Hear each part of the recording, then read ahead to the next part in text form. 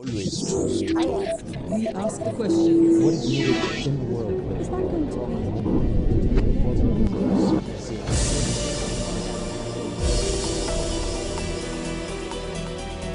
be? Hello. Today on Talk to Al Jazeera, the elections in Nigeria. As millions of people were getting ready to cast their vote in elections later this week, the announcement came on Saturday. The vote here in Nigeria has been postponed for 6 weeks. The reasons behind the move now fodder for speculation. Officially, the government says it needs more time to ensure security in the country, particularly in areas dominated by Boko Haram. Members of the opposition, though, see it as an attempt by President Jonathan to buy time against his leading opponent, former General Muhammadu Buhari. The former general, who attended the Army War College in the United States, is 72 years old and has a long involvement in the country's military and political establishment. His political home is in the northeast, where he served as governor in the 70s. That's the area now dominated by Boko Haram. After staging a military coup against a democratically elected government, he ran Nigeria for almost 2 years, from 1984 to 1985. He subsequently ran for the top job again in the elections of 2003, 2007 and 2011. He lost them all. During his reign, there were allegations of heavy-handed rule, secret tribunals, curtailment of civil liberties, executions for crimes that were not capital offences. Many in Nigeria are now wavering. They're attracted by the promise of a military man on the one hand, and on the other, there's concern about the man's own record and his agenda. And now, suspense as the democratic process is delayed. Well, joining us now from his home in Abuja, the Nigerian capital, is Major General Muhammadu Buhari. Thank you very much indeed for talking to us here at Al Jazeera. Can I start by asking you what your reaction is to the announcement of a 6-week delay to the elections? They're now scheduled for the end of March. Well, my reaction is that of extreme disappointment, because as the National Council of States, the chairman of INEC, Independent Nigerian Electoral Commission, gave a detailed brief of their activities from 2011, that's from the last general election to then. And they clearly said, or he said, that they are ready to hold the election. Now, you've called this decision to delay the election provocative. What do you mean? Well, because there is no need for it. If the same military cannot secure 14 local governments out of 774 in 6 years, how can we be sure they can secure those 14 local governments in 6 weeks? But the Election Commission seems confident that this 6-week window will allow for the particularly vulnerable areas in the northeast to become calm. And also there is the international force made up of Nigeria plus some of its neighbours who are prepared to launch an offensive against Boko Haram operatives in order to calm the security situation in the northeast. Well, I believe Nigerians are grateful to our neighbors that have eventually agreed to come and salvage our country for us, for good neighborliness, so that they too are not threatened by the instability from here, from Nigeria. But the bottom line, as far as informed Nigerians are concerned, is the massive corruption in government. Where is the vote for weapons, for the military, for the police, and the training money is going to? Can we talk about this a little bit more later on? But can I just get you to stick to this new window, this 6-week window? What sort of effect is this going to have on your own election campaign? Can you afford it? We have to afford it because appropriate constitutional authority was quoted that up to 30 days to the election, days can be adjusted. So that gives it whatever plausible credibility they need. That is the INEC. So we are going to appeal to our supporters to give INEC the chance and reach the maximum allowed by the Constitution, that 30 minutes or 30 days to the swearing in of the new government, central government, elections must be conducted. So there is no more room for maneuver as far as we are concerned. You seem rather sceptical as to the reasons given by the Electoral Commission for the delay. What do you think the real purpose or the real cause of this delay? Why do you think the Election Commission has called for a 6-week postponement? Since the constitutional provision is met, we cannot fight with it. But I hope the military and INEC and the ruling party will accept that this is the limit. We do not expect INEC to say they cannot conduct the election after 6 weeks. In any case, the documents they briefed the council, the National Council of State, is that they are ready to conduct the election. Now, if they are forced by the military, for whatever reason, to consider additional 6 months before the election starts, well, that has been accommodated by the Constitution as explained, and we are going to abide by that.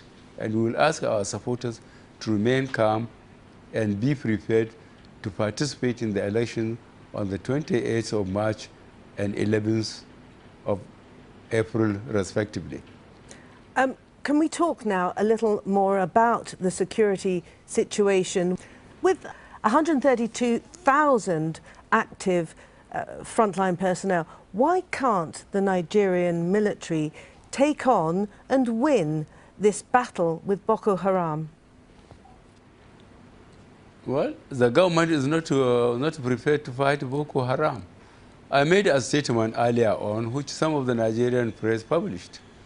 The troops deployed in Ekiti State, where we believe we are rigged out, if we deployed in the northeast, they could have at least rescued our over 220 girls which were removed by the rebels or the so-called Boko Haram. They know where they are and whether they have the capacity to rescue them or not. They still can't give a cohesive reason why the Nigerian government was unable to rescue these children from the hand of the insurgents. Are you suggesting that the state of insecurity and the vulnerability of the 3 northeastern states in particular, of course, from where many of your supporters come from, do you suggest then that this state of affairs actually suits the government and that the government is almost encouraging it? I have no evidence, firm evidence, that the government is encouraging it. But the government has failed to do its principal duty of protecting life or property of all beings inside its territory in Nigeria. And what happened, as I said, in Ekiti and Oshun, the number of military, police, other law enforcement agencies deployed to rig elections in favor of the ruling party, if those were effectively used in the northeast, the end of the insurgency could have been met. Now you have and vowed... what I'm saying, the bottom line is that the government is not serious about curbing the insurgency in the northeast. You have vowed to make security one of your first priorities should you come to office. How will you go about it? Well, firstly is to understand why the military from Burma in 1945 to Zaire, Democratic Republic of the Congo in 1960, to Liberia, to Sierra Leone, to Darfur, Nigerian military earned the respect of the international community. But now here they are, they cannot secure 14 local governments in their own territory. People can hardly comprehend this slide, how we deteriorated, and that our neighbors, that everybody know, they too know that we can help them, are now the ones that are fighting these insurgents for us. This is embarrassing. It's embarrassing, would you say? Extremely embarrassing. Can I ask you, as a military man, we know where the Chibok girls are. They're in the Sambisa forest, admittedly a very large place bordering Cameroon. If you were to become president, what would you do to get those girls back and to assure other girls and young women, particularly in the northeast of the country, that they can resume their studies in safety? I didn't know what effort the government has done so far. Whatever effort it is, it wasn't good enough until the neighboring countries were constrained in their own interest to start coming into even Nigerian territory to fight Boko Haram to secure their own territories. What I expected much earlier on, this thing has been on for more than 5 years, was the Nigerian government to initiate a high security coordinated meetings and action with Cameroon, Niger, and Chad. Instead, literally, the rebels were allowed to operate how they like, where they like, by starving the military of weapons and leadership. So how would you reverse this international proportion? If you were to get to Aso Rock? Yes, well, we can reverse it, but if we get there, and God willing we shall, is to see first why has the Nigerian military's credibility has been so thoroughly undermined by this government. And then we have to quickly see how much they need, because there are enough of them that are committed to perform their duties to defend their country. And with the cooperation of the neighboring states, as they have started now, to flush Boko Haram out of Nigeria. Can we talk a little now about corruption? Of course, that's another major plank of your manifesto. Nigeria is, of course, the largest African economy, and it has the largest amount of graft. In fact, the name Nigeria is almost synonymous with corruption. What's the first thing you intend to do, should you become president, to stop this? What we could do, without rocking the boat further, is just to draw a line. Whatever cases are with the judiciary and law enforcement agencies, will allow them to proceed. And we move forward from 30th of May this year. But anybody in a position to be in charge of public funds must be held accountable immediately anything goes wrong. There's a system in place in terms of accountability in every ministry, in every parastatal. The important thing is just as the saying goes for a fish, if the head is rotten, the rest of the body will go rotten as well. Would you be prepared then, General Buhari, to prosecute? Would you take the perpetrators to court? Well, what I said, what is in court will allow the court to continue. Then we draw a line. But from that date on, anybody responsible for public funds will have to submit to the proper accountability procedures of the government, which is existing. General Buhari, can we look at the time that you were in office? Because it must be pointed out that you did have office albeit briefly, about 18 months in the 1980s when you were a coup leader, a military leader of Nigeria. You yourself were removed by another coup, but that period of time has been called a brutal military dictatorship.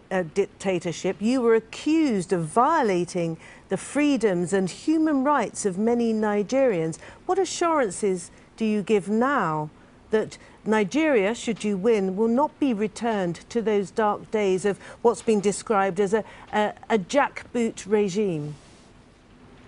I think to hold that view is to undermine the efforts we have made so far to stabilize this system, as I said, multi-party democratic system.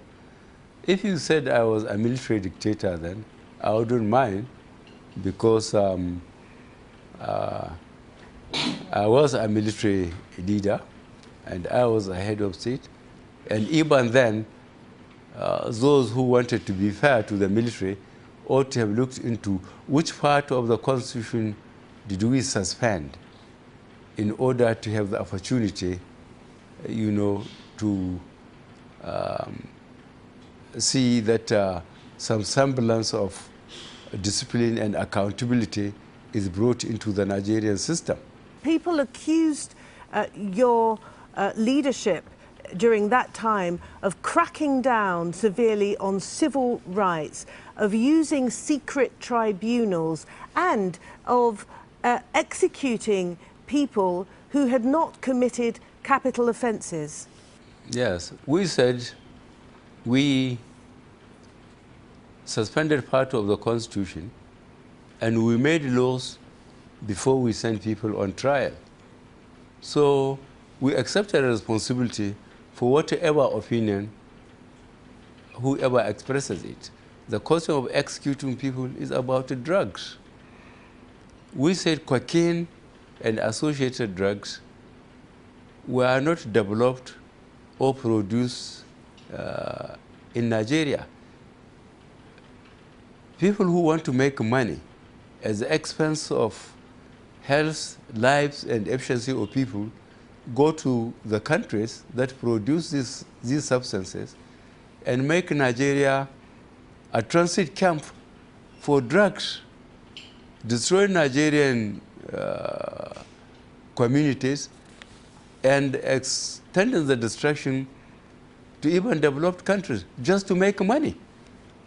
And we were concerned as nationalists that if people want to make money, they should go out and work hard and sweat and make money, not to go and bring drugs, sell it and destroy our youth, and sell it again to other countries just to make money. And we made the law that whoever did that should be executed. Let him go and spend the money elsewhere, but not in Nigeria. The second accusation made that we trample on human rights is about the Nigerian press.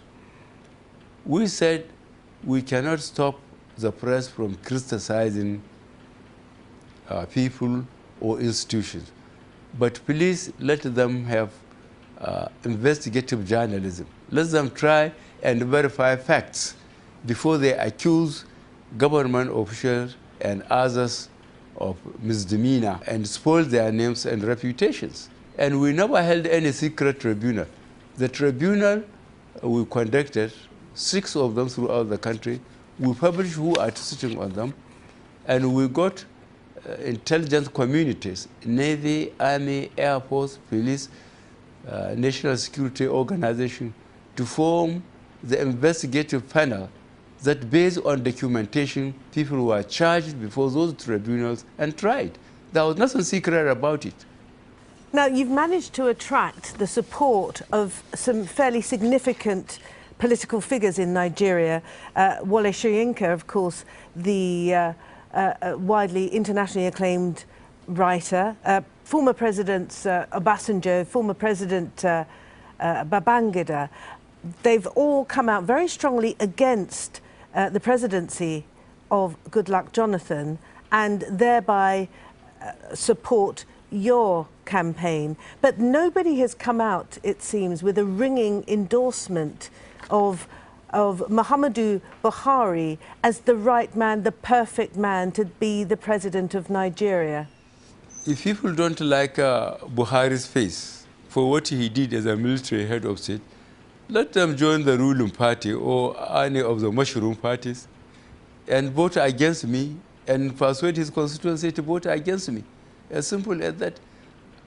I keep on maintaining that Nigerians will be amazed how physically Nigeria can be secure if people are allowed to choose at whatever level those they want to represent them as members of legislature, as governors, and as president. We will be amazed. Can I, with respect, put to you another criticism that is levelled against you, General Buhari, and that is that you are a very popular figure, a political figure in the north of the country, but that popularity doesn't extend beyond. You've been accused of being the leader of the north, but somebody who doesn't extend that appeal to the other parts of the country. And in fact, you've been accused of not really respecting the diversity of Nigeria. What do you say to that? Yeah, I think the merger we have been able to consolidate of all progressive confidence, I think ought to disabuse the minds of those skeptics because this comprises of the main opposition parties which came from across the whole country and then which has succeeded now to be recognized here and abroad that is a real counter force to the ruling party. So the question of I not submitting to the or not being accepted in some parts of the country has been disproved by how I win my party's nomination as presidential candidate. It was transparently conducted and all candidates, delegates from all over the country chose me more than all the rest of those who competed against me by several thousand votes. And I have to raise the issue of age, General Buhari. At the age of 72, you are by far the oldest candidate, and if you were to win this election, you'd be Nigeria's oldest head of state. How prepared are you to face the immense challenges of Africa's largest economy, Africa's most populous country, with a myriad of problems that we've only touched upon in our conversation today? How prepared are you to take on this massive challenge? My personal experiences along the line, as you referred, I was a military head of state, and if I could rise from a second lieutenant to a general and did virtually all the command and staff appointments along the line and ended up as the head of state. I was a governor, which is a civilian appointment, now 6 states. I was in petroleum, in charge for 3¼ years. And then there's a massive initiative taken by Abacha government where an increase of petroleum products at the pump were increased and part of the money was put in my charge, and we judiciously use it. And my countrymen remembered me for the proper utilization of those resources in education, infrastructure, roads, social services, health care, you name it, which are still there to be seen by a lot of Nigerians. And then, of course, for trying 3 times to be head of state, I think I have acquired enormous experience that will help me if I win the election to preside over the affairs of this country. Major General Muhammadu Buhari, thank you very much indeed for talking to Al Jazeera. Thank you very much.